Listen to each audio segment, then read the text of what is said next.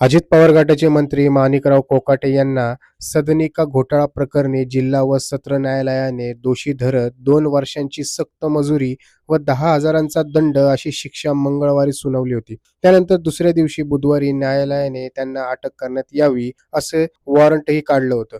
कोर्टाने अटक वॉरंट काढल्यानंतर माणिकराव कोकाटे यांच्यावर अटकेची कारवाई करण्यासाठी पोलीस नाशिकहून रवानाही झाले होते. मात्र तत्पूर्वीच प्रकृती अस्वास्थ्याच्या कारणावरून माणिकराव कोकाटे रुग्णालयात दाखल झाले होते.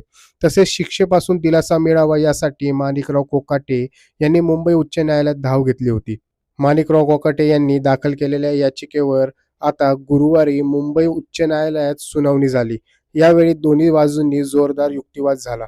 त्यानंतर मुंबई हायकोर्टाने माणिकराव कोकाटे यांच्या शिक्षेला स्थगिती दिली. तसेच कोर्टाने माणिकराव कोकाटे यांना 1,00,000 रुपयांचा जामीन मंजूर केलाय.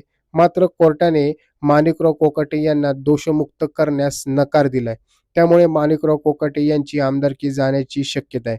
दरम्यान सदनिका घोटाळ्याप्रकरणी नाशिकच्या जिल्हा व सत्र न्यायालयाने 2 वर्षांची शिक्षा सुनावल्यानंतर माणिकराव कोकाटेंकडील क्रीडा व अल्पसंख्याक विकास ही खाती काढून घेण्यात आली. त्यानंतर माणिकराव कोकाटे हे बिनखात्याचे मंत्री राहिले होते. अखेरीस गुरुवारी त्यांनी मंत्रिपदाचा राजीनामा दिला. मुख्यमंत्री देवेंद्र फडणवीस यांनी कोकाटेंचा राजीनामा राज्यपाल आचार्य देवव्रत यांच्याकडे पाठवल्यानंतर राज्यपालांनी तो स्वीकारून कोकाटे यांना मंत्रिपदावरून मुक्त केले. यावर तुमची प्रतिक्रिया काय आम्हाला कमेंट बॉक्समध्ये नक्की सांगा.